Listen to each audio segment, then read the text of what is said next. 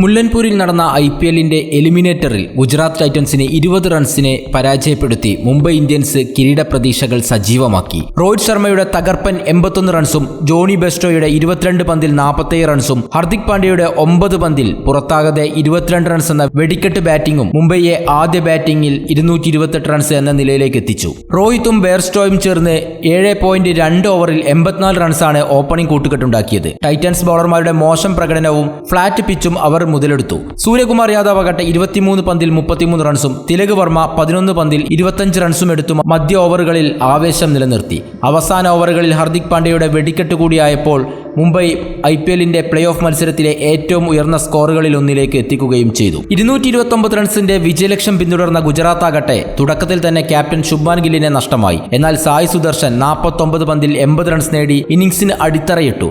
കുശാൽ മെൻഡിസ് 20 റൺസും വാഷിംഗ്ടൺ സുന്ദർ 24 പന്തിൽ 48 റൺസും എടുത്ത് നിർണായക കൂട്ടുകെട്ടുകളുണ്ടാക്കി. ഒരു ഘട്ടത്തിൽ ഗുജറാത്ത് വിജയിക്കുമെന്ന് തോന്നിച്ചെങ്കിലും ബുംറയുടെ ഒരു മികച്ച ഓവർ തന്നെ കളി മാറ്റിമറിക്കുകയായിരുന്നു. ബുംറ വാഷിംഗ്ടൺ സുന്ദറിനെ പുറത്താക്കിയതോടെ ഗുജറാത്ത് പതറാൻ തുടങ്ങി. 16ാം ഓവറിൽ റിച്ചാർഡ് ഗ്ലീസണിന് സുദർശൻ വിക്കറ്റ് നൽകി മടങ്ങിയപ്പോൾ മുംബൈ കളിയിൽ പിടിമുറുക്കി. ബുംറ 27 റൺസ് വിട്ടുകൊടുത്ത് ഒരു വിക്കറ്റും വീഴ്ത്തി. ട്രെന്റ് ബോൾട്ട് ആകട്ടെ 56 റൺസിന് 2 വിക്കറ്റും അരങ്ങേറ്റക്കാരൻ അശ്വിനി കുമാർ 28 റൺസിൽ 1 വിക്കറ്റും എടുത്തു. നിർണായക പ്രകടനമാണ് മുംബൈ അവസാനം കാഴ്ചവെച്ചത്. രാഹുൽ തെവാട്ടിയയുടെയും ഷാറൂഖ് ഖാന്റെയും അവസാന ഓവറുകളിലെ ശ്രമങ്ങൾ ഫലം കാണാതെ വരികയും ഗുജറാത്ത് 20 ഓവറിൽ 208 റൺസിൽ അവരുടെ ഇന്നിംഗ്സ് അവസാനിപ്പിക്കുകയും ചെയ്തു. ഇതോടെ മുംബൈ ഇന്ത്യൻസ് ഫൈനലിൽ പ്രവേശിക്കാൻ ഇനി ക്വാളിഫയർ 1-ൽ തോറ്റ പഞ്ചാബുമായി ഏറ്റുമുട്ടും. ഗുജറാത്തിന്റെ പോരാട്ടം എലിമിനേറ്ററോടെ അവസാനിക്കുകയും ചെയ്തു.